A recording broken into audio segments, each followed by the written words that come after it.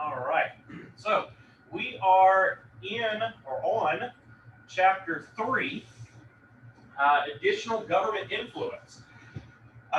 So as we all know, with governmental influence, basically like we talked a lot about finance. We talked about the applications and how things basically are affected by finance, by outside forces, many different things that we're talking about every single day. Okay. But one of the key ones that is consistently going over and creating financial matters comes to this governmental influence. Okay. Governmental influence, you're going to have different departments. You're going to have the Department of Housing and Urban Development, which is HUD. You're going to have the federal legislation, the state and local financing agencies, and the agricultural lending aspect. Okay, so of course we know what HUD is. HUD, of course, is your Department of Housing and Urban Development. If you're going to be a real estate agent, you will hear that word a lot. A person has a HUD voucher. Okay, and what that basically means is that that individual is low income, does not have the funds or the money in regards to purchasing.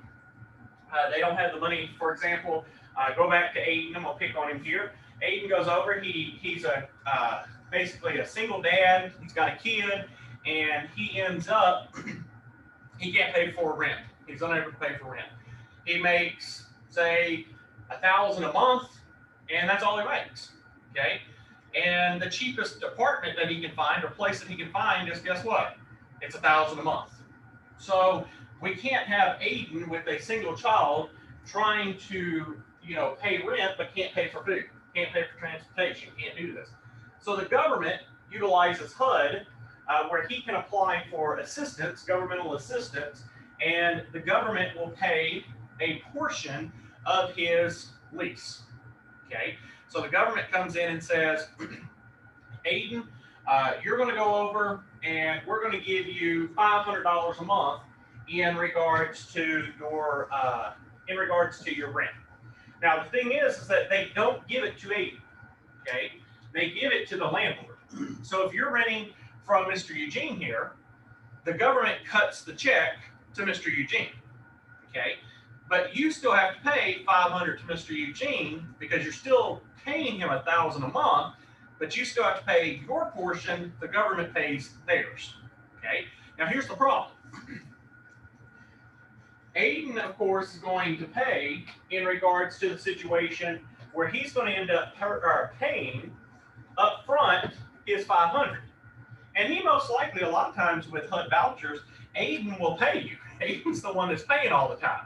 But guess who's not paying? The government. Because the government's always behind or something's going on. So Mr. Eugene, January 1st of 2021, Aiden was to pay you $500. Government pays you $500. Well, guess how much you got? You got Aiden's $500, and here's the government sitting over here going, yeah, well, we're in an economic crisis, so there's nothing we can do. Good luck. We'll cut you a check, Mr. Eugene, as soon as we can. Okay? Well, here's the thing. Mr. Eugene is going to do what? Going to go after Aiden. Where's my money? Where's my money? Where's my money? And Aiden's going to say, well, I don't know. You need to call HUD. You need to call this. You need to call that. You need to. Well, Aiden, do you think that you can end up, that you can go over and force the government to jump and give Mr. Eugene his money? No. I wish. You wish you could. I wish we all could, right? Yeah. So in that situation Aiden is not going to be able to, in that particular situation, get the government to pay Mr. Eugene any faster than it already is. Okay? Mr. Eugene in that situation, he's going to be very irritated. Okay? And eventually Mr. Eugene may end up evicting Aiden, even though Aiden has been paying. Aiden has been paying his $500. The government's not doing theirs. Now here's Aiden. He's up a creek without a fight. Okay? He's kind of in a situation where he's stuck. Okay? So what happens in this particular situation is that we have to understand that HUD vouchers, a lot of times people give people that are on HUD a very bad name. And it's not their fault. It's not. They actually may be responsible people that are paying their debt, but the government is not paying enough in time, which causes, guess what, that person to get kicked out. Okay? Been in this industry a while, and I've dealt with HUD vouchers. And I can tell you, I've seen it. Government ends up, does not pay landlord. Landlord calls me, what do? Got to evict them. Well, they're paying, they are still responsible on the lease to pay you. That's their job. So it is Aiden's duty to be down there at the governmental office. Where y'all at? Where's the money? I need it. That's Aiden's job. But the problem is if Aiden is working a job and he's making $1,000 a month, does Aiden have time to go down between 8 and 5 to make certain that they're paying Mr. Eugene? No, because he's working his job. Okay, so it really puts Aiden in a catch-22, and eventually Aiden, guess what, gets kicked out of his property. Okay, he's evicted. So again, that's one of the governmental influences. The government can influence real estate in many different ways. They don't pay on time. They can end up causing mass evictions. Okay, they can end up causing a lot of headaches. Also, if they don't pay, guess what? If your note, Mr. Eugene, on that house is $750 a month, Aiden's supposed to pay you $1,000, you're only getting $500. Not only is the government screwing Aiden here, but how are you going to pay your mortgage? You can't. So now it's a double whammy. Okay, puts Aiden in a bad situation, puts Mr. Eugene in a bad situation. Okay, so in that situation, comes back to the additional governmental influence is based upon the Department of Housing and Urban Development. We'll talk about HUD a lot throughout these courses. Federal legislation, okay? A lot of times there's going to be changes. There's constantly changes. Today is a big day. We have a different president, new administration. Previous administration ran things their way. Today, completely different administration. There's already executive orders and all that are going into place. With that being said, what happens is with the federal legislation, there's going to be changes, major changes, okay? So, like I tell people this all the time, yes, we elect a president every 4 years, but what a lot of people don't understand is this, is every 4 years, things change, okay? That's why one thing you got to love about our business is that we're constantly changing every single day. Real estate is always changing. We're about to have a mass review in regards to how we're going to end up, how we're going to turn around and have basically the debt, how we're going to face our governmental debt that we have. That's going to be dealt with in federal legislation. State and local financing agencies, okay? State and local financing agencies also have their own rules and regulations, okay? These local ones have the greatest impact on all of us, okay? They have the greatest impact because the fact is that they come in and they can basically set standards in regards to what we deal with in our daily life, okay? And then you have the agricultural lending, okay? There are certain types of loans. Understand, if you want to buy land, you're not going to be able to go. I can just tell you this. If you want to buy raw land, you can't just go down to Chase, Wells Fargo, Bank of America, and say, I want to buy some land. Okay? Most of them will not touch it. Reason why is this. Land fluctuates a lot. Okay? Land goes up, land goes down. Land goes up, land goes down. Okay? In the values. So again, when we're dealing with agricultural lending, we have to understand that there are different ways in regards to how we deal with our agricultural lending policies. So let's jump back over here to HUD. Let's talk about HUD real quick. Now HUD, of course, basically deals with FHA, Ginnie Mae, the CDBG, and housing vouchers, and their fair housing enforcement. Now understand with each and every one of these, they are completely different, okay? Each of these are different organizing organizations, okay? As you can see here, the CDBG and housing vouchers is what I was talking about earlier. FHA, they have their own lending requirements. Ginnie Mae, they also have lending requirements in regards to purchasing, okay? Fair housing enforcement. All of these in these situations are different types of activities that are utilized when we are looking at it from the overall perspective of HUD, okay? HUD is the main member that deals with most of the activities. Now understand that there is always constant change in regards to who manages who, okay? And that's one thing that I'll tell you just from time being is there can be changes that do occur. There can be changes that we end up where HUD may no longer end up with an administration. There's a change of an administration. Change of an administration, they could get rid of HUD. They can move HUD around. They can shuffle it, okay? There's always changes. So whenever you change a governmental agency, things can have different ways of how they're viewed, okay? Now, the supervision of HUD. Now, of course, understand in this situation, you have the Neighborhood Stabilization Program, the NSP, the Home or Hope for Homeowners, the Housing Choice Voucher Program, that's formerly called Section 8, the Native American Indian Housing, the Good Neighbor Next Door Program, one of my favorite programs. I'm actually going to go into this one for a minute. The Good Neighbor Next Door Program is one of my favorite programs, okay? Reason being is, if you're a police officer, you're a nurse, or a teacher, now I'm not talking about professor, college professors, we unfortunately don't get this part of the deal. But if you are a teacher, a K through 12 teacher, you're a police officer, or a nurse, what ends up happening in that situation is you can buy certain properties off HUD's website at a discount, okay? Does that include medical or no? So, well, I'm actually going to show y'all something. I want to bring this up real quick here.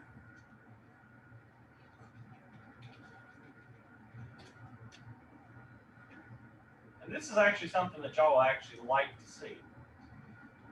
Because you may have family members that are teachers, doctors, or police officers, or nurses, okay? It'll load. Again, it's a governmental website, so it's going to take a while.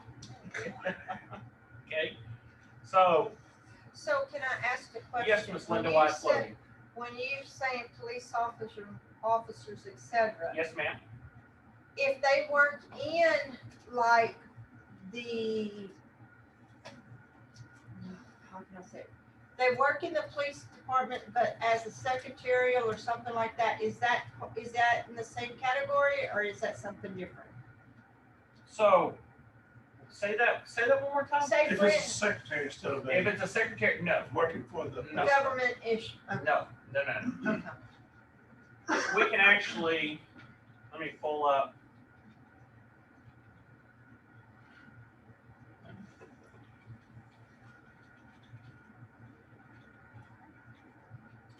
Pull this up real quick. So this is the HUD Good Neighbor Next Door program. It'll pull up again. It's pulling off of the main site, and there seems to be a bunch of people on it.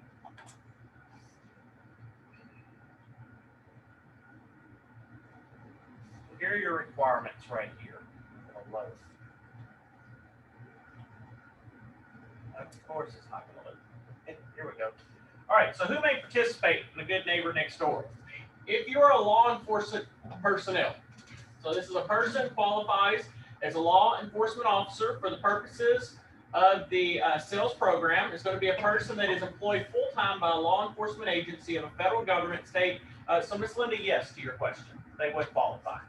They used to not, but they now can. Good. Okay? So in this situation, if you're an employed individual full-time, you have to be full-time, Yes. by a law enforcement agency of the federal government, a state, a unit of general or local government, or an Indian tribal government.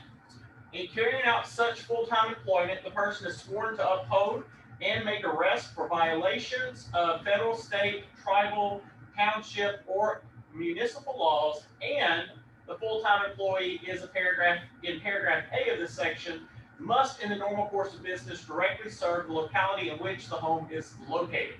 So a police officer or an individual that works within the law enforcement agency, so long as, you gotta look here, you gotta look at B, they're carrying out such full-time employment that the person is sworn to uphold and make arrests for violations.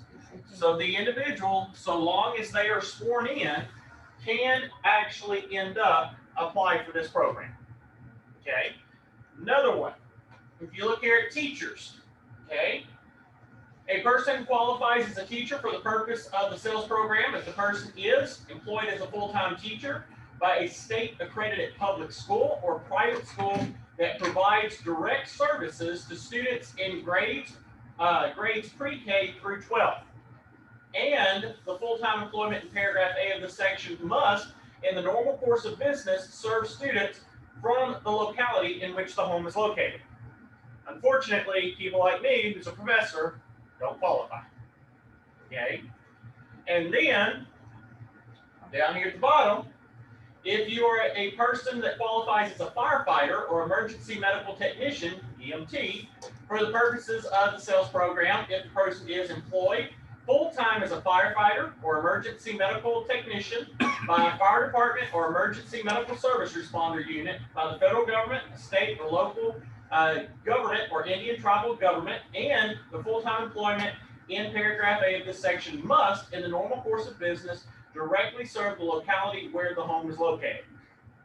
Okay? Sir? What if I dreamt of being a No, firefighter? can't be, no dreams, gotta be Oh real. my God, he did not And just say that. Mr. Travis is the one that enforces all the rules, so you have to get through Mr. Travis. Oh So, my God, we're your day.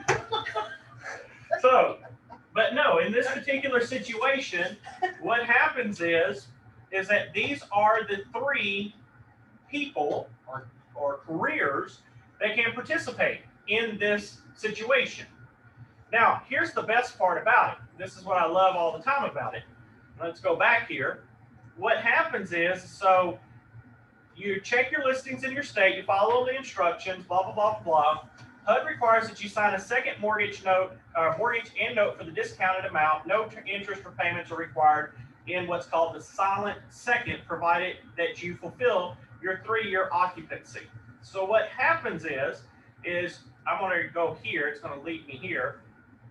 I can go to HUD, okay? And what happens is, in this particular situation, if I wanted to do Harris County and in Texas, I can hit search, and currently there are no homes that are available in Harris County. So we're just going to do a search of Texas. All right, so there's a lot of properties here that you can see. Here's Harrisburg, Texas. There's Bell County for Killeen. There is Waco. There's many different properties. Base them off of basically search. There's one here in Ellis County, Taylor County. There's a couple of them in here, Chambers, Uvalde. There's a bunch of different properties in here. But here's what happens. Say, for example, that Miss Leela, she was a nurse, and she lived, this is the key thing, she has to reside or work within the county in which the property is located. So she can't live in Harris and buy this property. She has to actually reside in the area in which she's working. Okay?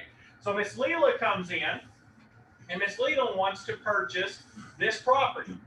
Now here's the most interesting thing. Miss Leela, are you there?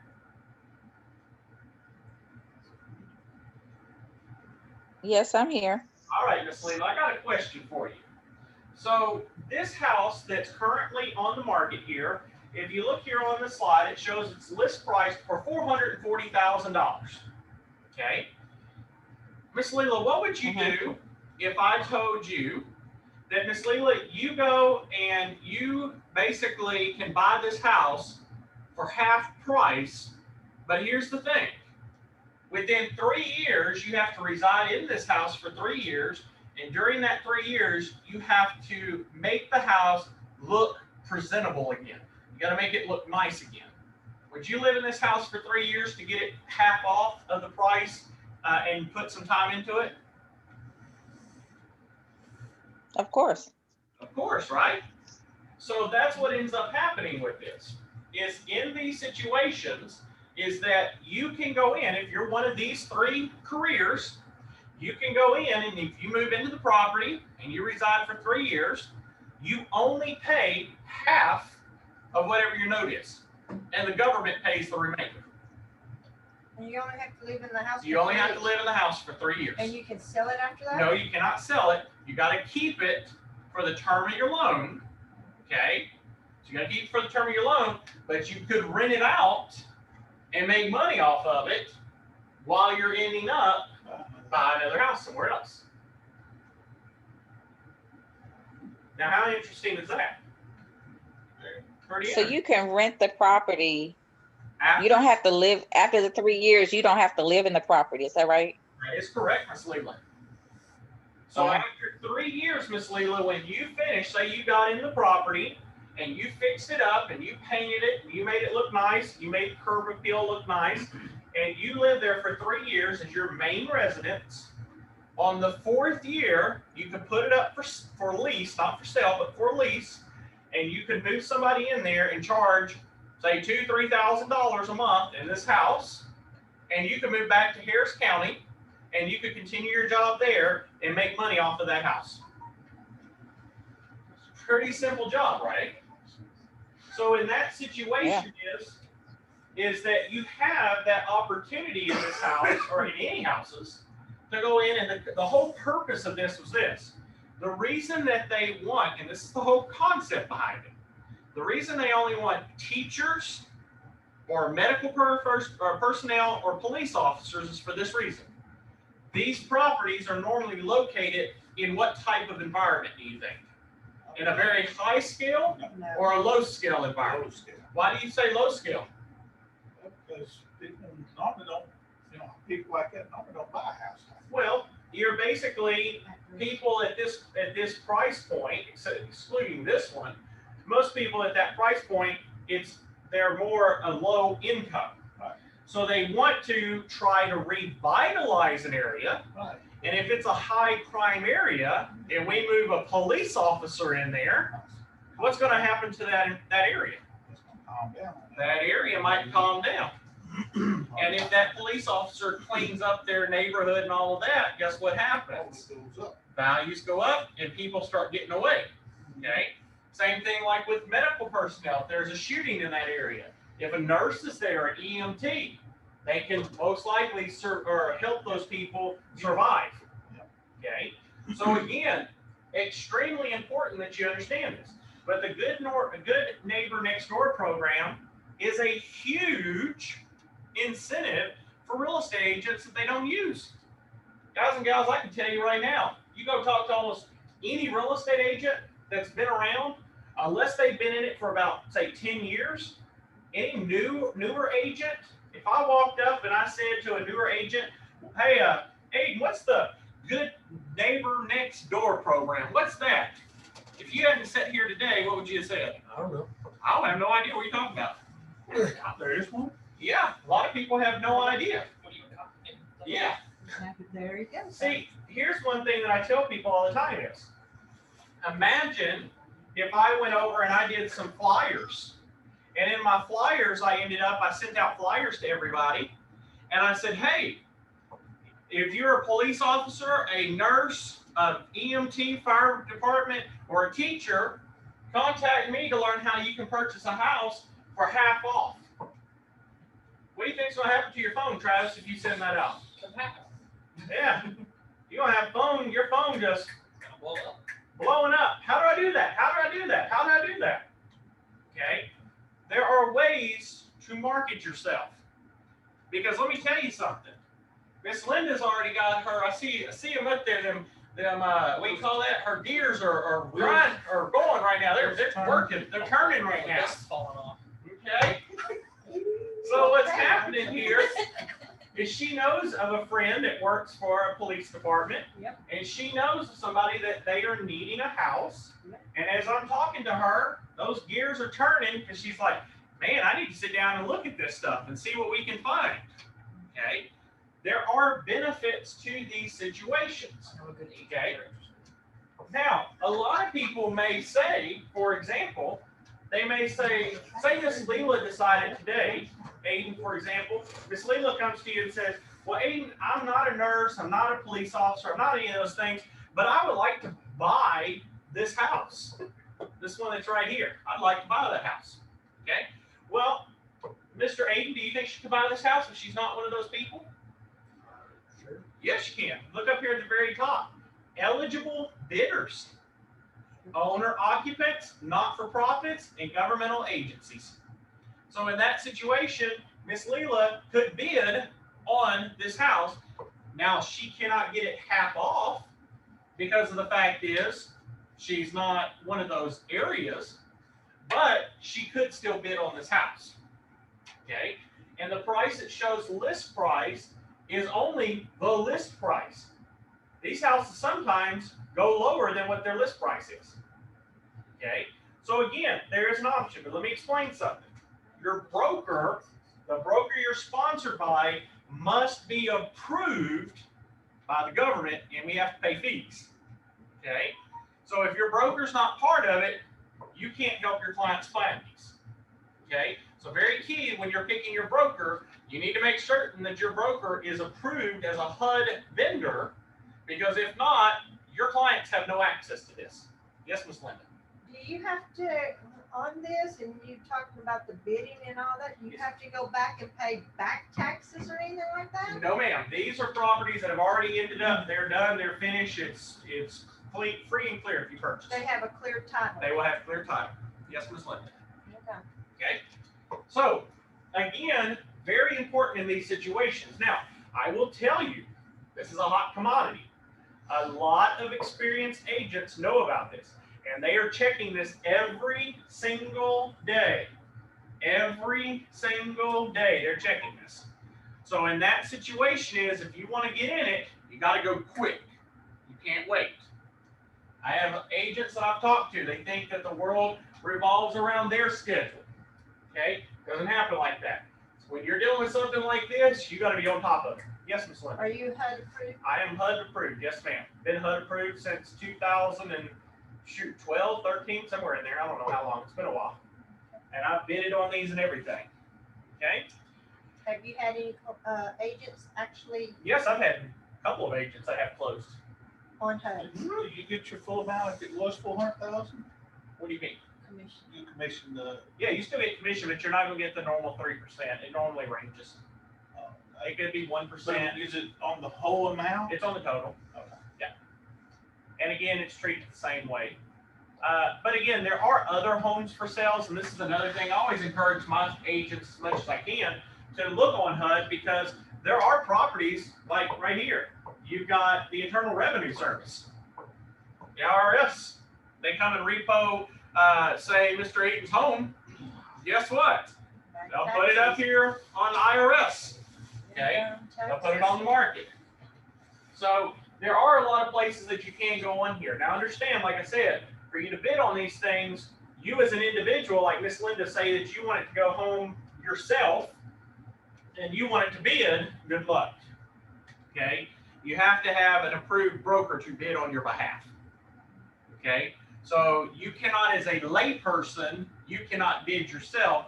A broker has to bid on your behalf. It's the same thing with an agent. The agent has to use their broker's license. Yes. The broker is the one that is the only one that can bid, not an agent or anything. So when you get your license as an agent, you can't go on here and bid. You have to talk to your broker, and your broker has to put the bid in for you. So basically, the agent has to work very closely Very with the closely broker. with the broker. Mhm. Okay. And deadlines, extremely strict. You screw up, you can lose the sale. Okay? That was not like that. They got fees. Yeah. Yeah. Yeah, they're slow. The government is slow to pay you, but fast. But when they want something done, you got to move at their schedule. Okay. So, the Fair Housing and Equal Opportunity, the FHEO. Again, the FHEO deals with all these acts. Now, Mr. Travis, do you need to know every single one of these acts and the details and read every one of them and know every single thing about it? Nope. No? Why not? You mean they don't need to go home and read just one of those that's probably like 6 million pages long tonight? Oh, God, no. No.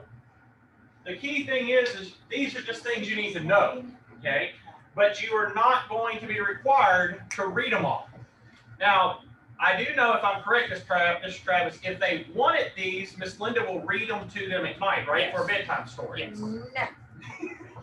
I've been sleeping really well recently. You have. Yeah. You've been reading them. Which one are you on right now, Mr. I Travis? got through the first one. I'm halfway through the Civil Rights Act right now. Oh, you threw the. Well, that's good. Miss Linda, what page are you on right now? I don't think this being truthful in here. So in that situation is, yes, y'all do not need to read all of these. You just need to know about them, okay?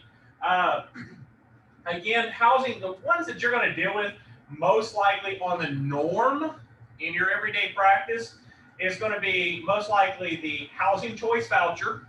That's for individuals, like I said earlier, about aid, need, and assistance, okay? You might off and on see the Good Neighbor Next Door program, okay? We don't really see very often the Native American housing simply because we're not in that area. If you're out of Texas, maybe, but not so much in Texas, okay? Hope for homeowners, there is some programs that are out there for individuals that meet certain criteria. And the Neighborhood Stabilization Program, the NSP, that happens a lot when an area has been run down, okay? Now, I will tell you, I had a very good friend of mine that used to work with me at the community college I teach at, and he got approved to run the Neighborhood Stabilization Program in a certain neighborhood here in Bryan. And the government gave him a lot of money, but he had to repair the entire subdivision, that one street, okay? So he had to go into all the houses, the people that lived there and things like that, had to take a certain amount of money, had to show improvements, had to show painting them, cleaning them, you know, rehabbing them, all of that type of stuff. He had to deal with it. You can charge labor costs, you can charge things to that nature, but he ended up losing a lot of money because of the fact is that most of the time they don't give you enough, but how you make your stuff is that it's more publicity wise. So Travis may go out and say, hey, I'm going to do, you know, say for example, William J. Bryant. Okay, I'm going to do a couple of houses on that area. The government says we'll give you $200,000 to renovate or rehab those houses. Okay, Travis goes in there, he rehabs them. What finds out is that that $200,000 or $300,000 he got ain't worth it. He ended up, he actually spent maybe $300,000, or he spent exactly the exact amount he was given. So what ends up happening is Travis made no money, but what can Travis do? He can use it as a marketing situation to put his name up and all of that everywhere, that Travis Stahl is out here, he's rehabilitating this area, okay? So there are different things. There's a lot of governmental programs that are out there that you can use to go in and rehabilitate a neighborhood, okay? A lot of different programs that are provided for you. Now, let me come back over here. There we go. All right. Now, you will hear a lot about the interstate land sales tax or sales on your test. Okay, you need to be aware of this. And it's basically year-round sunshine, sign up here, good soil for crops. These are basically regulations under the Consumer Financial Protection Bureau as of 2021. What happens is that they, as you can see from this first little photograph up here, you'll notice where they have the desert, and they're saying, guess what? It's year-round sunshine. Aiden, come on, move over here, man. We're in the desert, but you know what? It ain't the desert. It's year-round sunshine, man. You don't have to worry about that snow that came in town. You have sunshine all year long. Okay. What happened is that there are going to be situations where the interstate land sales, the purpose of it is that there are going to be sales that are going to be interstate. Okay. There are going to be sales all over. There are certain rules and regulations that come into the interstate land sales process. If you're going to buy property overseas, or not overseas, out of state, there are certain regulations and requirements that have to be met. But primarily, what ends up happening in this situation is that this type of sale is actually going to be regulated pursuant to the Consumer Financial Protection Bureau. Now, I can tell you if you live in central Texas, you ain't got to worry about this. Okay? But if you end up living on the border of Oklahoma or Louisiana or New Mexico, guess what? You're going to deal with this a lot. Okay? You're going to deal with this a lot because what happens is, just like a friend of mine lives in Mexico, but he works in the United States, he comes back and forth every day. Okay? Well, in that situation he is doing, in this situation, instead of interstate, he's international transactions. Okay? So when we're dealing with these situations, you have to be able to tell the differences and how they're basically put together. Okay? Now, what about some community programs? Well, there are the community development block grants. There can actually, in some situations, Mr. Eugene might say, you know what, I want to go in and redevelop a particular block in College Station. Well, if it meets the certain requirements, Mr. Eugene, the government may grant you some money to do this. Okay? And you can take that cash and you can go in and you can redevelop that area. Okay? Now let me explain though something. If you see that last word there, Mr. Aiden, what's that word right there say? Grant. What's a grant, sir? You have to pay it back? No. No? And what is it often for? Who gets it most of the time? People that just want it or need it? People that need it. People that need it. Okay? So let me ask you this. Everybody needs money, right? Okay? Do you think they're going to make it easy for you to end up getting that grant? No. No. Okay? Last time I had to deal with grant writing, that was a nightmare. Miss Linda, did you ever have to deal with grant writing? I try to stay out of that mess. All right. Some people have dealt with it. If you have dealt with it, you know the nightmare. Okay. When I dealt with the grant that I had to deal with for a not-for-profit agency, I was the board member on. I think it took us. We had to hire a lady, and she worked for 3.5 months solely on that grant. Nothing else, but on that grant for 3.5 months. You have to get a lot of data. You got to get a lot of data, a lot of information. You got to survey places. You got to show a lot of things to show that Aiden needs that money. Okay? Aiden, you can't just get on the phone and say, hey, I need some money. Wish it was that easy, right? Yeah. Okay? You actually have to show the data and show the information that you need, not want that information. You see what I'm saying? That money. Okay? Urban renewal. Can I ask a question? Yes, I'm Ms. sorry. Yes. You said something about, redoing like an area, a block. Redevelopment. Redevelopment. Zoning, is that, I don't know why the word zoning comes to my mind. Do you have to, is that part of that as well? Could that Yes, so happen? zoning can occur in some situations. If, like in Houston, what happens is, so if you've been in Houston or know of Houston or live in Houston, what happens in the situation is Houston is actually a city that does not use or utilize zoning very often. Okay, they don't. Reason why, you can be driving in Houston on one road and be in a neighborhood, and next thing you know, you're in some like very sketchy area, and then you're in commercial, and then you're back in a neighborhood, and then you're somewhere else. Okay, what happens is that there is no proper zoning. There is none of this, this part of the town is going to be this part of the town is going to be this part of the town is going to be this. There is none of that. Okay? Like here in College Station, we utilize a lot where if you're on the main road, you notice when you're driving on Highway 6 through College Station, on both sides, it's commercial, or all land. Behind those is normally what we call buffer zones, which could be an apartment complex, could be a park, could end up being a bunch of different little things that then ends up, after the buffer, you get to the what? The residence. Okay? So that is zoning. The purpose of zoning is that we're having a buffer. We got our commercial, and our commercial is not going to be right next door. Like if you're buying a house, Mr. Ayton, you're not going to have a skyscraper right next door to your house. Okay? We're not going to put a pig farm right next to your house. Okay? We're going to kind of separate it out so that it's split and it's organized.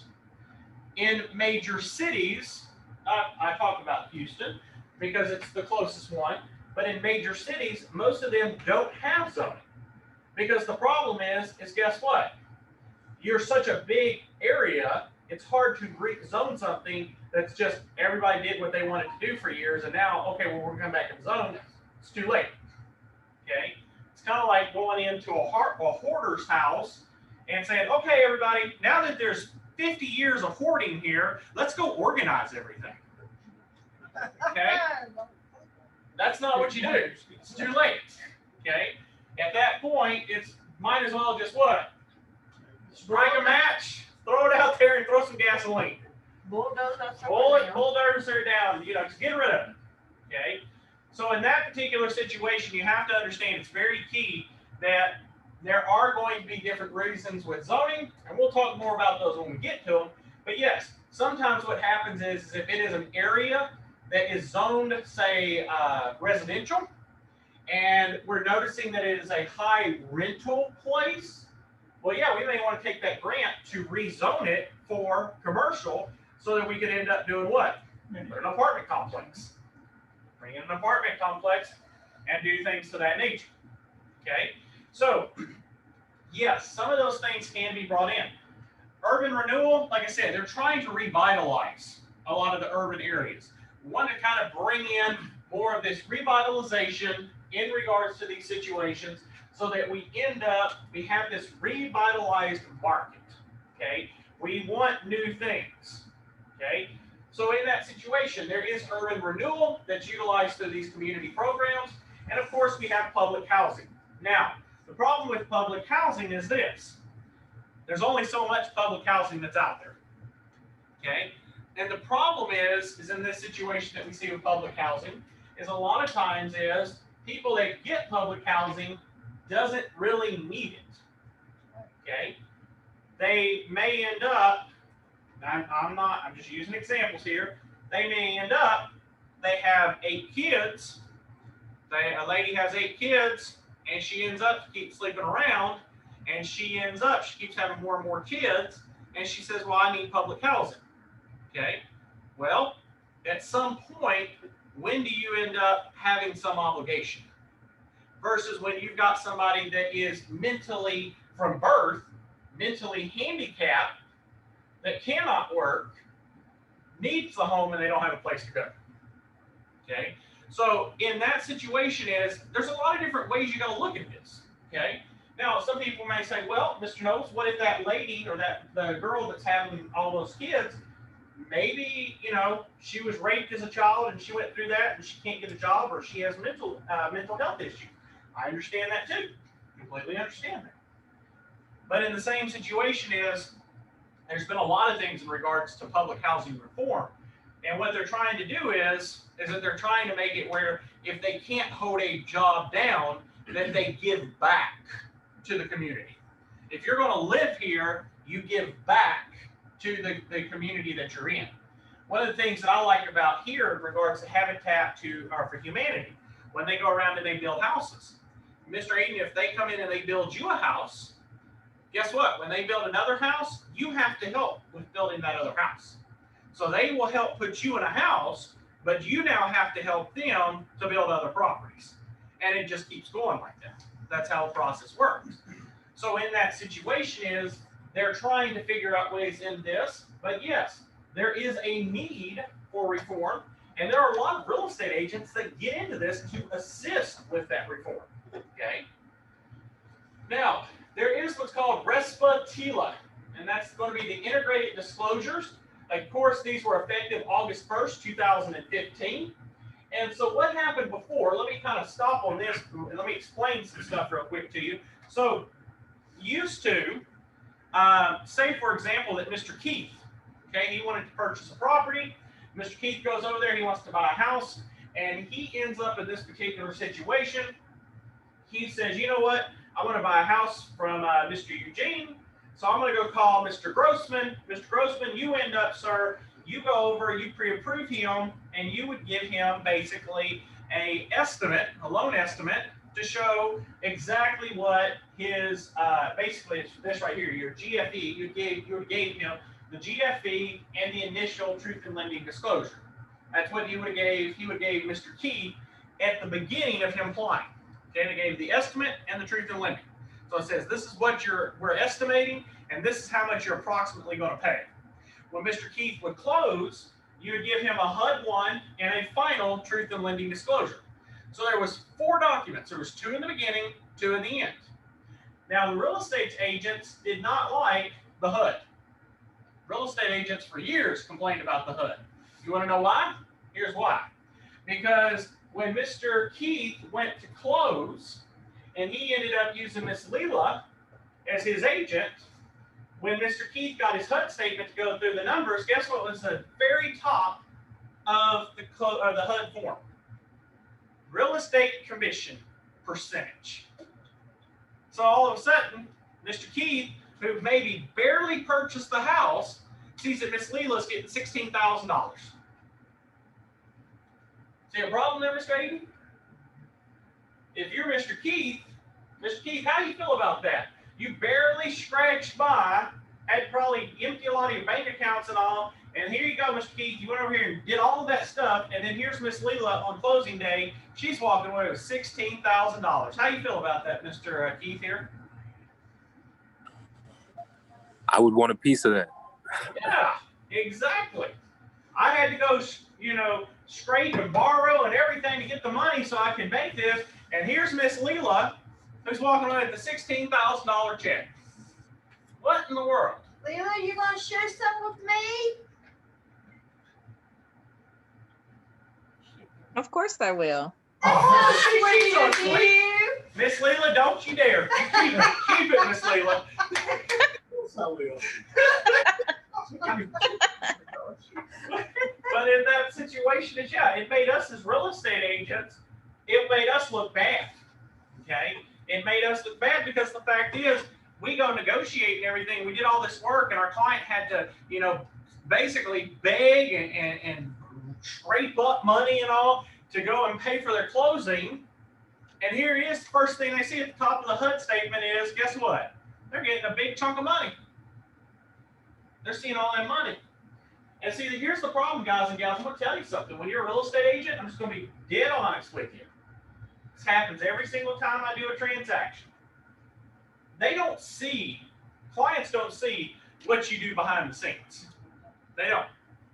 I was talking to some brokers the other day, and one of the brokers said, 80% of the work that we as real estate agents do is done, if it's a sale, it's done before we even put the property on the MLS.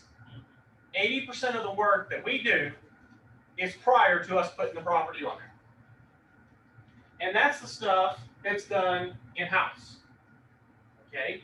So what happens is I spent a lot of time preparing a house to get out there and get it taking pictures and get everything prepared, stage it, paint it, whatever needs to be done. Guys, I used to go out to houses and I would paint them myself. You can ask my parents. There was times when I was a real estate agent, guys and gals, my agents have nothing compared to how I had it. Okay, nothing. Because guys and gals, when I was first real estate agent, I was literally going out to the houses and painting houses by myself, and I'd call my buddies and say, hey, I'll buy you pizza if you just come help me. I need help. I'm trying to paint a 2-story house that college kids destroyed, and I need to get this thing listed. And I'd have to get out there, and all I could afford was some pizza, and I'd hopefully, if I was lucky, got 1 or 2 friends to come help me, and I had to paint the house. There's times I call my mom. Mom, can you come out and help clean? I'm painting. Can you come clean behind me? You break it up. She No, she would. She'd come out there. My mom and my sister would come out and clean. There was a lot of things that I did. Okay? The reason why in these situations is clients don't see that stuff. When a client comes in and says, hey, Eden, I want you to list my property for sale. If I was to go list a property that a bunch of college guys lived in for 2 years, do you think I can just put that up right after they move out? Majority no. Majority no. Because what's going to be left at that house, Aiden?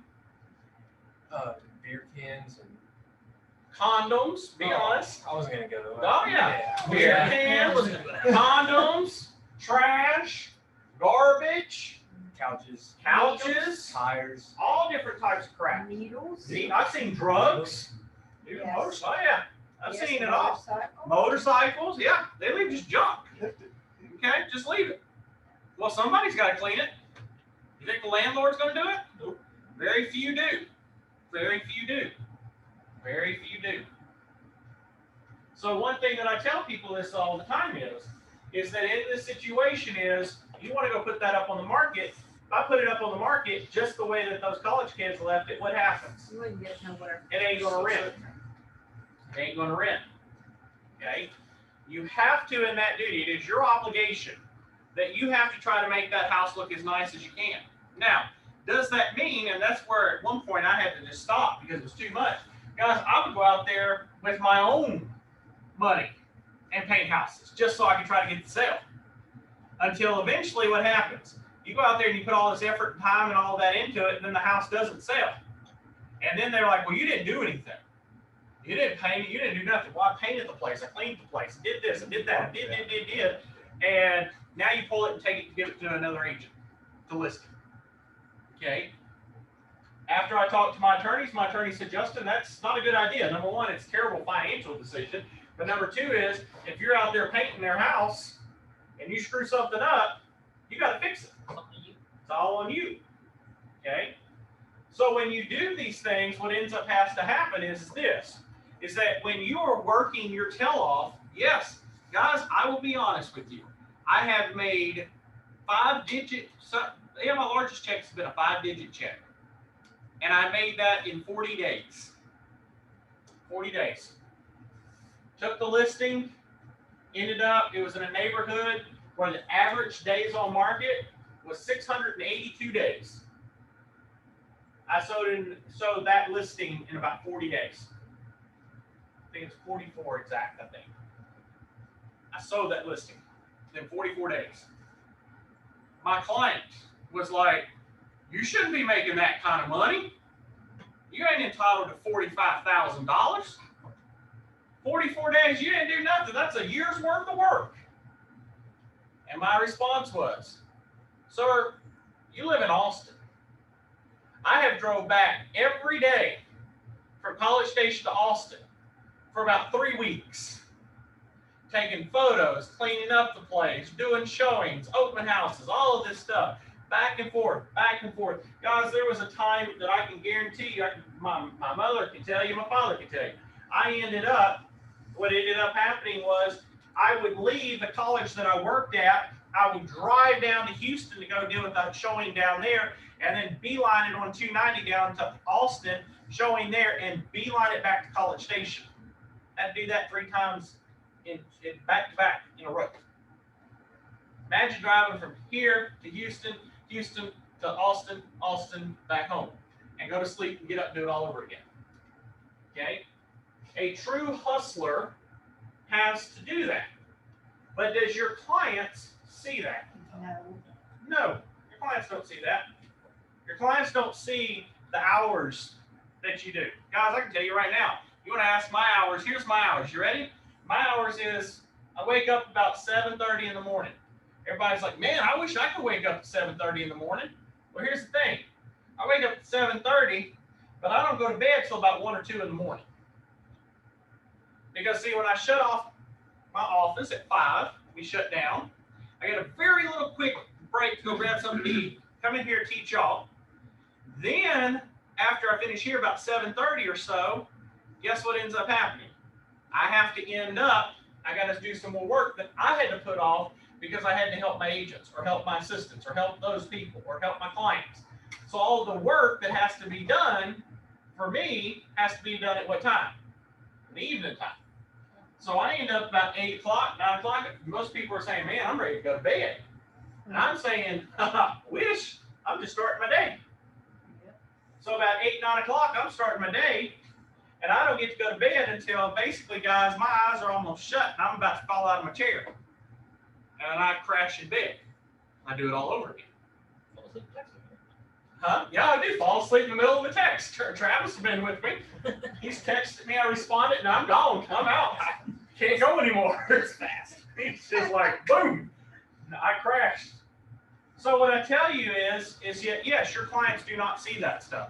Your client, and I'm not trying to ask for, feel sorry for Justin. That's not what I'm saying. I'm just trying to say this. I'm saying the fact is, in this situation is, guys and gals, your clients are not going to see when they look at that final disbursement form. They're not going to see the hours that you put in on that house. They don't see you sitting down, entering this stuff into the MLS. A lot of people say, oh, that's easy. You just type some stuff in. Okay. Mr. Grossman, as you're coming in real quick, how easy is it to put stuff in the MLS? So simple, right? Like 2 seconds, you type it in, boom, it all spits out quickly for you? No, I wish, but no. No, can it take a long time? Sometimes, yeah. Yeah, it can take a long time. And then you figure out you missed some information, so you gotta go back to the property and get it. That's right. You get back here, you sit down, you're like, okay, I think I got it all, type it in, and then you validate it, and it says, nope, that information is no good. Drive back out to the property, redo it. Yep. Go back out there, redo it. Then you come back, like my luck is all the time. I come back, enter the information in, still no good. Go back out again and do it.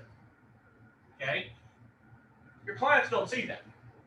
Your clients don't see the fact of the matter when it's 100 and something degrees outside and you're installing a for sale sign for them. Well, all agents do is put a for sale sign up. That ain't hard. Yeah, go try to put a for sale sign in that nice, wonderful clay soil that we have here in Texas. Guys, I'm gonna tell you, real nice story. So I got so tired of breaking hammers that my dad would let me use, because every time I'm talking taking hammers, big old hammers, wood hammer, bam, there goes the thing. I got the stick in my hand, but there went the metal part. Okay.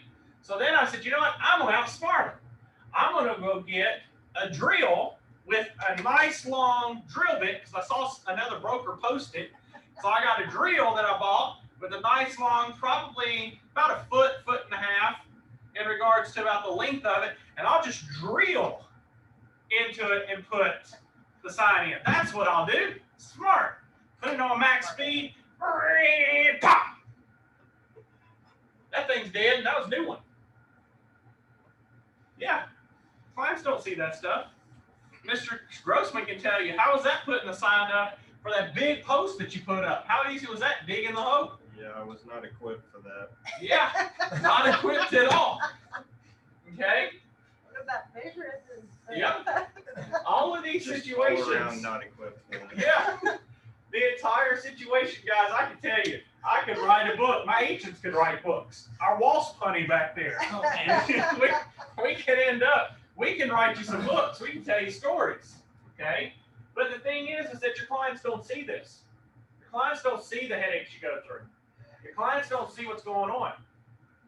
They think all that Mr. Grossman did was he went back there and he just click, boom, house just magically appears perfectly on the MLS.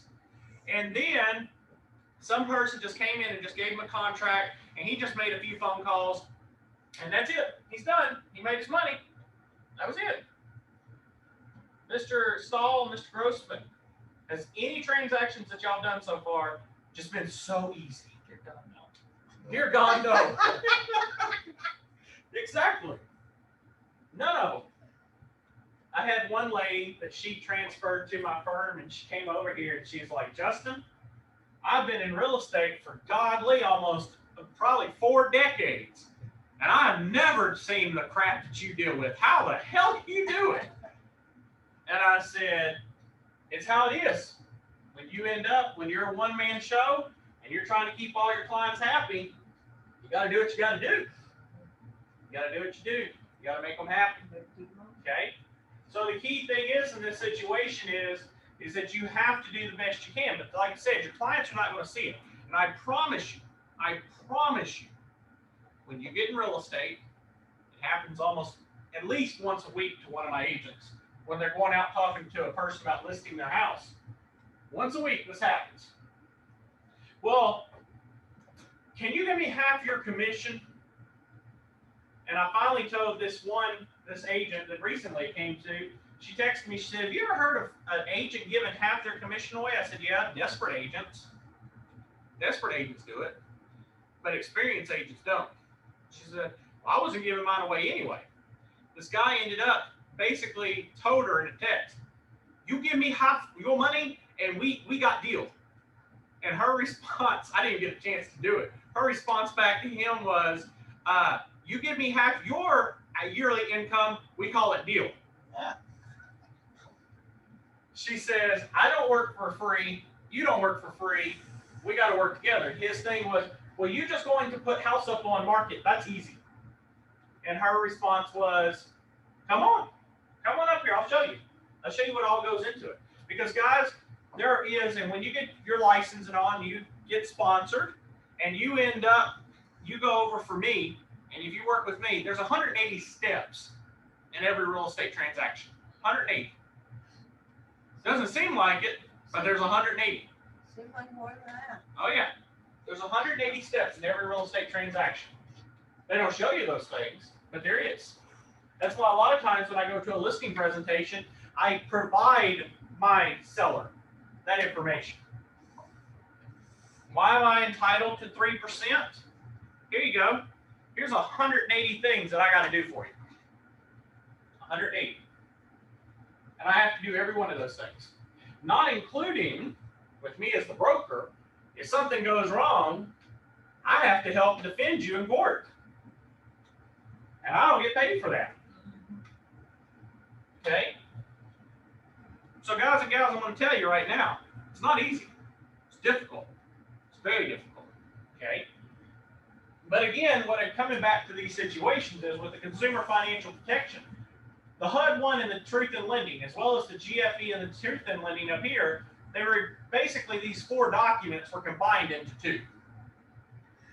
The loan estimate basically ended up putting the information into one document for your client to understand.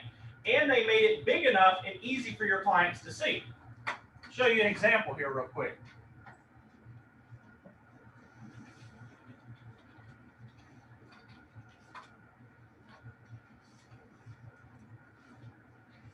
Let's see here.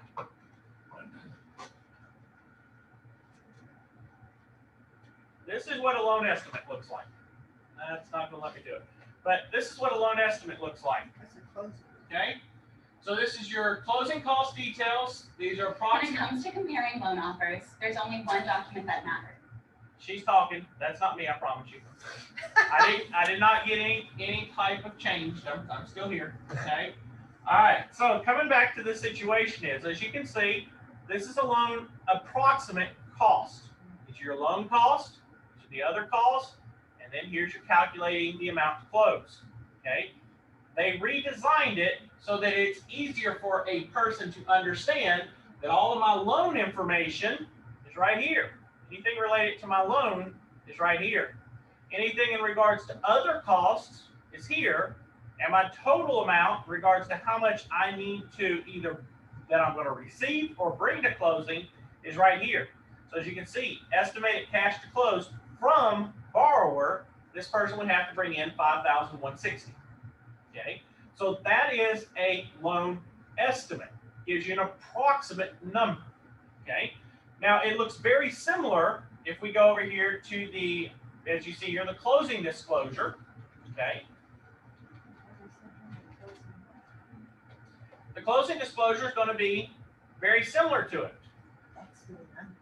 Okay, this is a sample closing disclosure. You can kind of see it. I don't know if it'll, no, it's not going to let me blow it up here.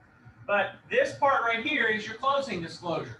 Okay, it's going to tell you your loan terms, the projected payments, and your closing costs. You flip over, these are your closing details, these are your other costs. And if you notice when you're going through here, our information is normally right here on the second page. We're no longer on the first page. Okay, so no longer is the first thing you see the real estate agent's commission. They're going to actually see how much loan they got, what their interest rate is, and what their monthly payments are. Okay, so their attention is where? On their payments, on their amount. They're not focused on how much you're making.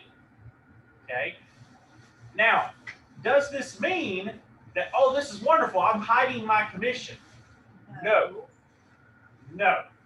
You never, ever do you go out and hide your commission or try to hide it.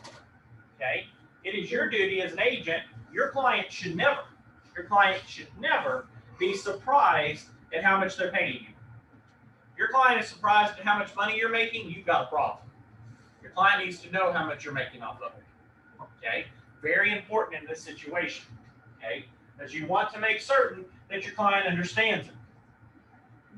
I'm Yes, sorry. Miss Linda. That's when they are at their This is when they're actually sitting down. at the very end and everything is finalized and everybody's signing the papers and all that stuff. That's correct. They are sitting, so this actually has to be given to them 3 days prior to them closing. That's what I thought. Okay?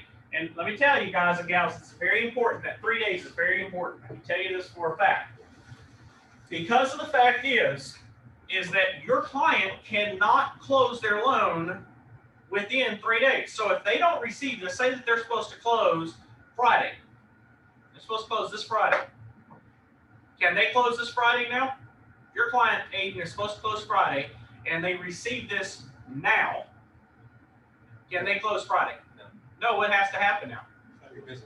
You got to move your closing date to Sunday? Monday. You have to move it to Monday. Cannot move closing on a weekend. Okay? Has to be on a Monday. Okay? Now, here's the thing. Now, I will say this.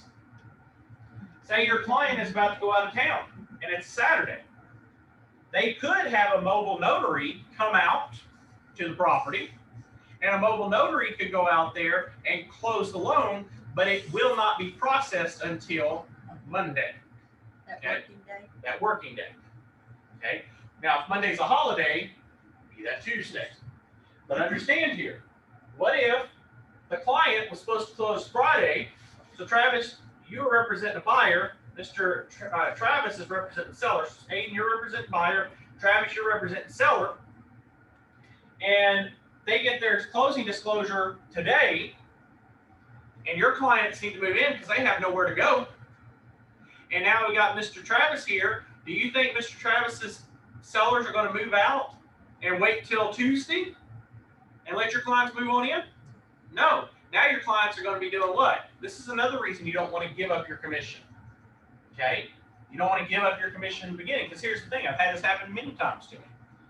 Lender screws up something. There's an issue. My clients now don't have a place to go. So I'm you, Aiden. My clients don't have a place to go. Homeless. Guess what? Are you going to move them in with you, Aiden? No.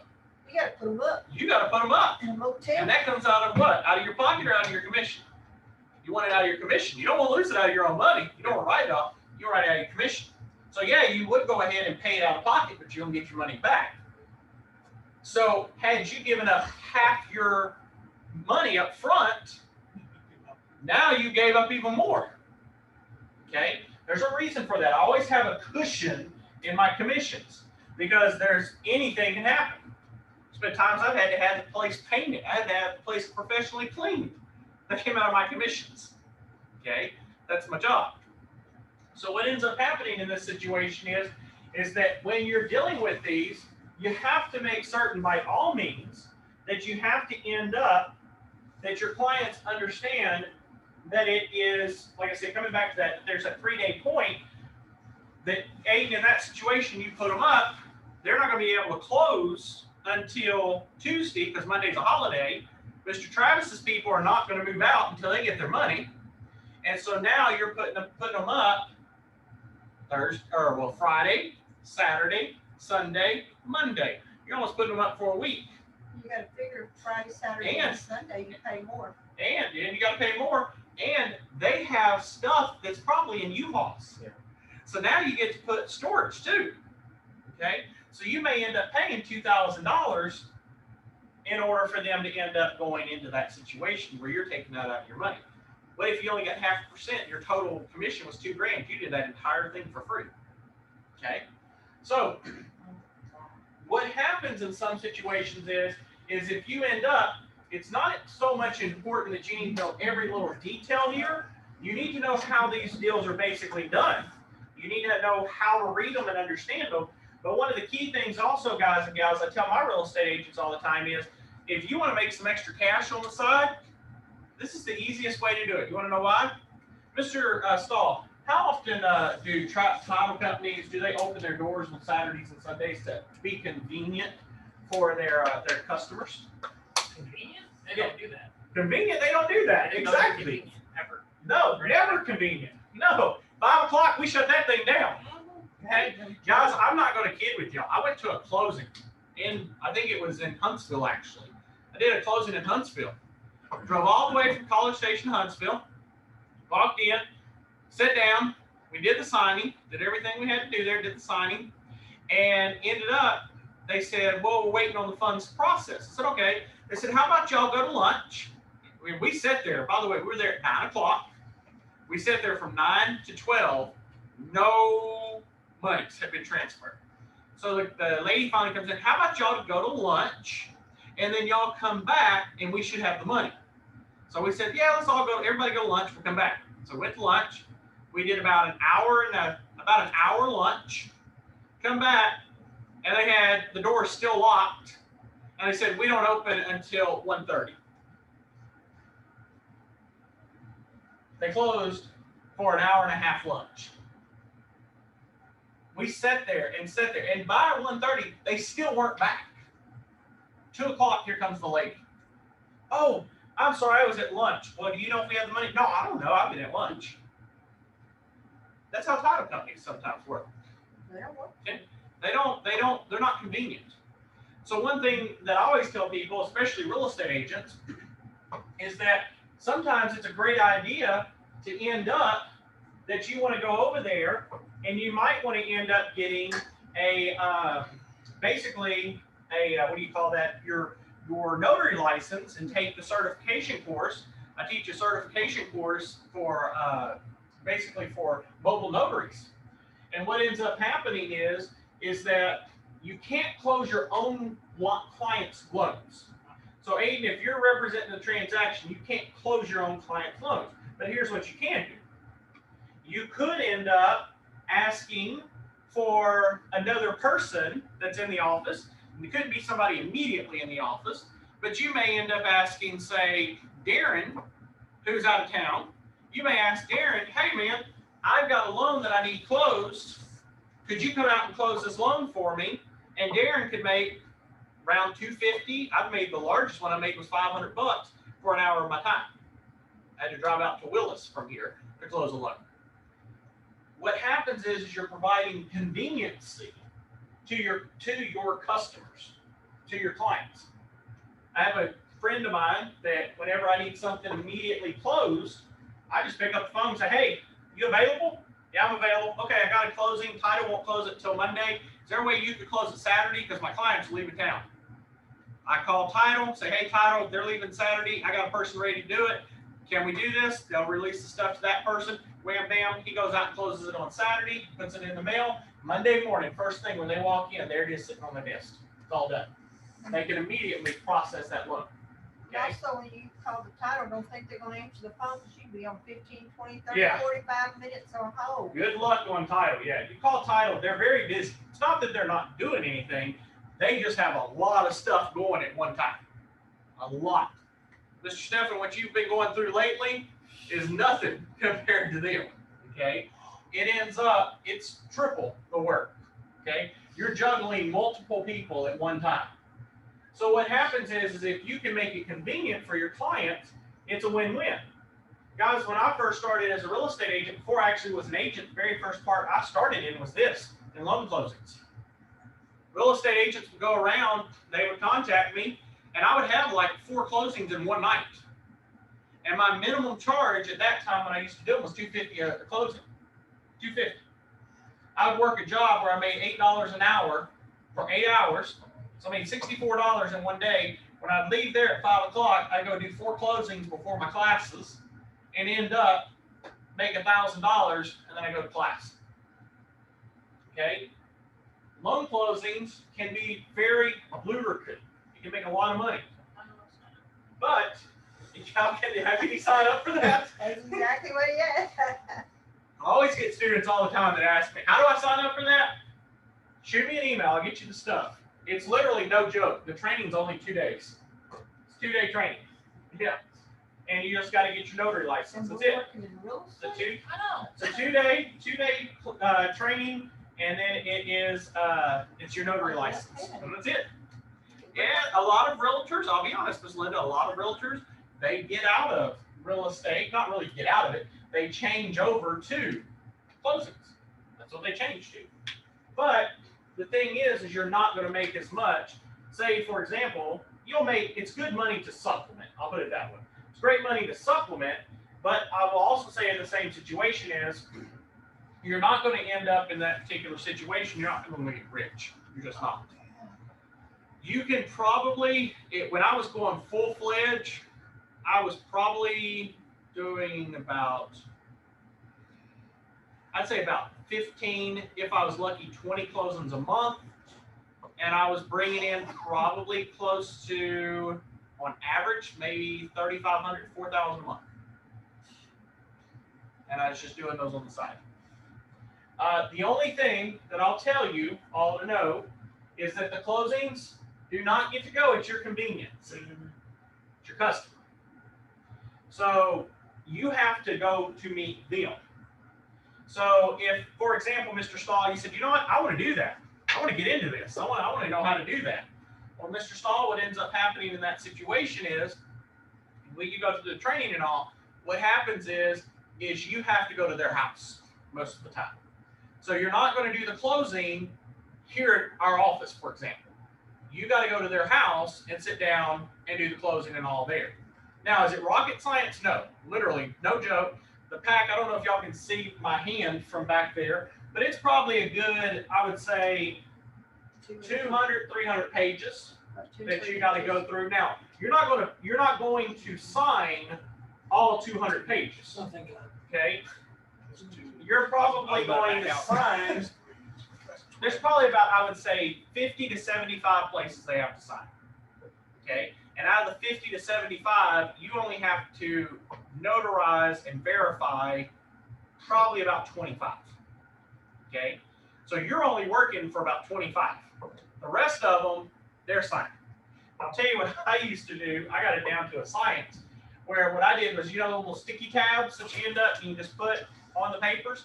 I would go through and I'd print it off, I'd sticky, and then I'd take the papers. Now, I can't do this anymore, but I'd take the papers that I had notarized and I'd pull them out, put to the side, and then I'd just turn over the stuff. So here, Aiden, every place that's sticky, you need to sign or initial. And then when it was all done, then I'd say, okay, here's the one I need to sign, notarize, sign, notarize, sign, and I throw it at the back and I go send it off. Now you can't do that anymore. They have to stay in their order. Okay? But here's what you do. Here's what you do though. You go in and you stamp them and sign them, but you don't send them off until you're sitting there. So you can go in and pre-prepare the page, but what ends up happening is you have to watch them. So a lot of times to make it more efficient, you can go through and you can stamp them. And then when you're there at the table, I can sit there with Mr. Aiden and I can say, okay, Mr. Aiden, here, sign this. Okay, this is ones I'm notarizing. So I verified your identity. I need you to sign it. I make sure it matches. Okay, boom, next one. I can end up normally in a sale, a person selling a house, I can be done in about 15 to 20 minutes. And I'll make about $100, $125 on that. The person is purchasing, takes me about an hour, but I can make around $175 to $250. Person is refinancing, I can sometimes, if I'm lucky and I can negotiate, I can make up to $500. Okay? And it's still about an hour's worth of work. Are you talking about loans or actually like real estate transactions? So the loans are the actual transactions. Well, because I was thinking like when I did the one for Jason. Exactly what you did is what this is. Okay, that's fine. But the difference is you were not the notary, you were there basically guiding the process. Did you see what I'm saying? Yes, but that's what I'm saying. In Galveston, we went to a notary that my mom knew. Yep. And they signed all their closing documents while the notary was there. That's right. Okay. And truthfully, if that notary was not licensed in that, and something happens, that person can get into a lot of trouble. Well, she was. That's what I went Oh, so she was. Okay, so that's good. I was just making So sure. she was. So in that situation, because there's a lot of people that say, well, I'll just go get my notary license, and I'll just go out there and start doing them. Well, if you don't know what you're doing and you screw it up, you can be in a lot of trouble. Yeah. A lot of trouble. Okay. So in that situation is, no, you're going to go through this material and you do that. Now I know I spent a lot of time on that part, but the key that I'm trying to express to you here is that one thing I love about real estate is there's multiple sources of income. Aiden may have no clients right now, but he may end up doing a lot of notaries and make a ton of money and then turn around, take that money and put into his business. Okay. There's a lot of different ways that you can work it. So like I always tell people, I'm not going to spend a lot of time on that. I'll stop now. But if anybody's interested, let me know. It's not a hard class. It's real quick. Like I said, it's not a ton of money either. I think the classes are only like $350, $400, something in there, and your license is only another $100. So it's a total investment of $500. But you do 2 notaries or 2 closings, and you already made all your cash back. So not a bad deal. Okay. Okay. So let's go back over here. Okay. So let me get this back. Significant federal legislation. Of course, we have the Equal Credit Opportunity Act, the ECOA. Again, we got to make certain that when we're dealing with credit, we want to make certain that it's fair to everybody. We cannot discriminate based upon sex, familiar status, or anything to that nature. We can only discriminate based upon certain legitimate requirements, such as income. If a person does not make a certain income or have a certain credit score, we can discriminate based on those things. But you cannot say, well, I don't lend to Miss Linda because she's a female. Or I don't lend to Mr. Eugene and Miss Linda because they're married. Okay? I don't do that type of stuff. Okay? You cannot. Now, I could say I don't lend to you, Aiden, because you're a college student. Okay? Because the fact is, he's a student. He don't have a job. So I'm not going to lend to him. Okay? But I cannot, in the situation, I cannot say, well, I'm not going to lend to, an Asian person or Hispanic person. You can't say those things. You have to make it fair to everybody. That's what the Equal Credit Opportunity Act is. Another thing is you can't steer. You cannot steer a person to a certain subdivision. You cannot go over there and say, oh, Mr. Grossman, you're only approved for 150. Yeah, you probably fit better over here in the ghetto. You can't do that. Okay? Well, there are people that do it, unfortunately. That's why there's laws on it. You cannot steer a person into a bad direction. Like you can't say, well, you can only be in this area. Okay? The Real Estate Settlement Procedures Act, that's RESPA. That's that part that we talked about yesterday in regards to kickbacks. You cannot get kickbacks. Okay? You cannot in any shape or form get a kickback from an individual. For example, Mr. Aiden, if you're a appraiser, me and you can't work something out where I'm getting some of your money and you're getting some of my money. It doesn't work like that. Title companies cannot have favors. There's a bunch of things that it has to be across the board. It has to be fair. We talked about truth in lending already. I'm not going to spend time on that. The Community Reinvestment Act, we've already talked about that too. It's about basically putting money back into a community to revitalize that area. Okay. Again, you do have the Equal Credit Opportunity Act. Like it says, a lender may not ask if they are divorced or widowed. They may not ask about the receipt of alimony or child support unless it is used to qualify. Okay? So if you don't disclose it, they can't ask about it. They can't ask for information about the spouse unless it's going on the loan. So you cannot say, Mr. Eugene, are you married? Yeah. Tell me everything about your wife. Is she pregnant? Oh my God. That's none of your business. Well, I need to know if she's pregnant, because if she's pregnant, she may not be making money, and you're going to be off at work. So we're not going to give you the loan, Mr. Noakes. Well, I was surprised. You see the problem? You can't lead to that. They can't ask those things. You cannot ask about birth control. Mr. Eugene, does your wife use birth control? I don't think she does. No, Well, we need to know it, because if she's using birth control, It's on hard. Hell, baby. yeah. What's that pill name you take? Yeah. Can you just imagine that, Miss Leela, if your husband calls you at the bank, he calls and says, hey, honey, you on birth control? You can see the nightmare there, right, Miss Linda? You agree with Miss Leela on that one? I think you, Miss Leela, probably hurt your husbands if that happened, I right? think I'm fixing to come after you. You- You know where you're going. get in that situation, you can't talk about it. Okay? You can't in any shape or form ask, because they're actually, when I first read about this a while back, when they were talking about lenders actually asking about if their clients utilize birth control or if they're planning to be pregnant, I was like, what in the world? Why would they ask that? And then after I saw the reason was that the thing is, when a person is making, say, $2,000 a month and it's just a husband and wife, $2,000 a month may be okay for two people. But if you're going to be pregnant and have kids, what ends up happening? Now it gets more expensive and they may not be able to pay the note. But it's not allowed. They cannot ask about those things. Okay? That's none of your business. That's right. It's none of your business. It's privacy. Now keep moving. Now, there is also the discount income that's due to the source. The lender may, however, ask, are you married? Are you unmarried or separated? Ask about your obligation to pay child support or alimony. They may ask for the spouse information if and only if that person's going to be part of the debt. Okay. They must report the credit info on couples separately for each name. And they can ask about race or national origin, but the borrower can refuse to answer. So it's optional. So they can put it on the application, but they cannot require it, if you see what I'm saying. Okay. And another thing that they don't talk about here, they cannot end up in a situation, they cannot deny you because you answered it. Say that you put Hispanic, they cannot deny you based solely on you putting your race Hispanic. Okay, it's against the rules. In regards to the Real Estate Settlement Procedures Act, again, there's a list here who it applies to. As you see, the very top one is real estate brokers and agents. It applies to us. Requires certain disclosures. Again, like we talked about, the good faith estimate, the preliminary HUD statement and settlement, the comparative loan estimate and closing disclosure, and after settlement, the annual escrow statement. In regards to any more financial legislations, you have your truth in lending. It allows consumers to compare the cost of credit.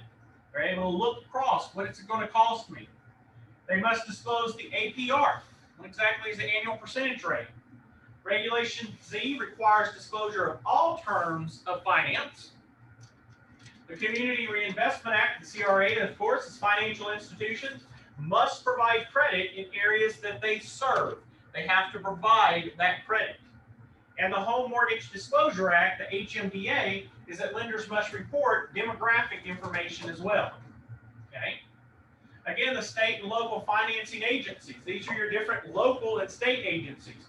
You have your industrial development agencies, which are going to be your industrial revenue bonds. The mortgage insurance programs are general obligations or revenue bonds as well. The community redevelopment agencies, of course, are going to focus on low-income housing and tax increment financing as well. It's very important because, again, the locality, we want to try to encourage the building of the different organizations. And of course, as you can see, there's a nice picture of my mom and dad here. So what ends up happening here is you got the agricultural lending, and of course there are different cycles in regards to the requirements. Remember, like we talked before, you have your Farmer Mac. Remember, whenever we talk about Farmer Mac, we're talking about what? We're talking about farms. Now, does it mean, Mr. Travis, do you think it means that they only deal with farms and nobody else? Yes, So you have to run a farm. Only farmers named Mac. Only farmers that are named Mac. That's right. Nobody else. Okay.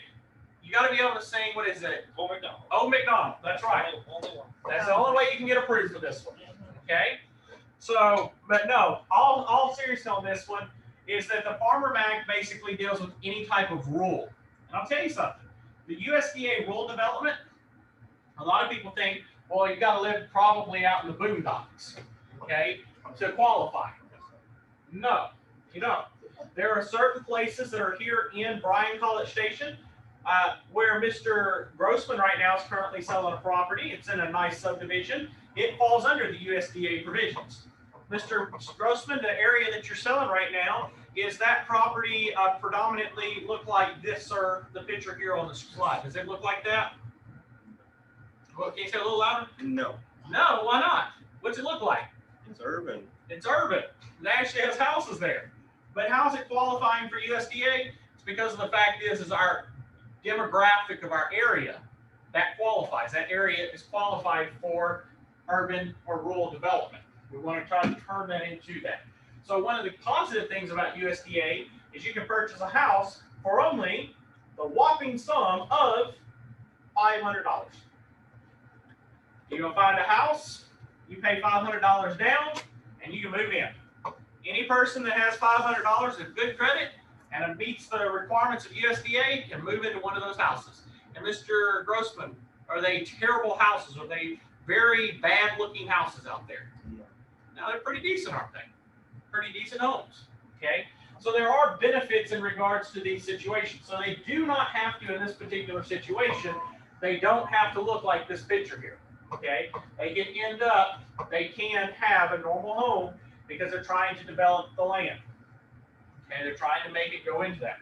So again, that kind of comes back to what I was saying from the very first class to now and things to that nature, is that what we're getting to in this particular situation is we want to make certain that you work with lenders. And that's another reason, like I said earlier when we first started this class, you don't want to just find one lender. Because if I go out and I meet Miss Leela, and she works primarily, let's say, in Harris County, and I go and I talk to her, she may know everything about the city and all the loans and all within the city, but she may not know about maybe there's some land outside or around Harris County that may qualify for USDA.